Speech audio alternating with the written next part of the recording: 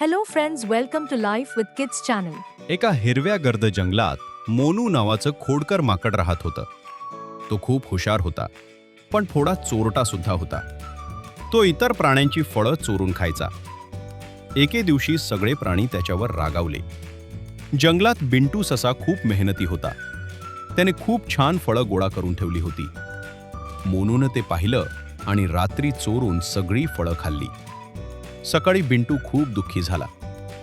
काही दिवसांनी मोनू खूप भुकेला झाला, पण आता त्याच्याकडे काहीच नव्हतं. तो मदतीसाठी प्राण्यांकडे गेला, पण कोणीही मदत केली नाही.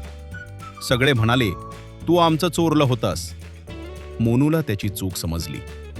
तो बिंटूकडे गेला आणि म्हणाला, माफ कर, मी चूक केली. बिंटू म्हणाला, ठीक आहे, पण पुढे प्रामाणिक राहा. मोनूने आता मेहनत सुरू केली. तो स्वतः फळं गोळा करू लागला. हळूहळू सगळे प्राणी त्याचे मित्र झाले.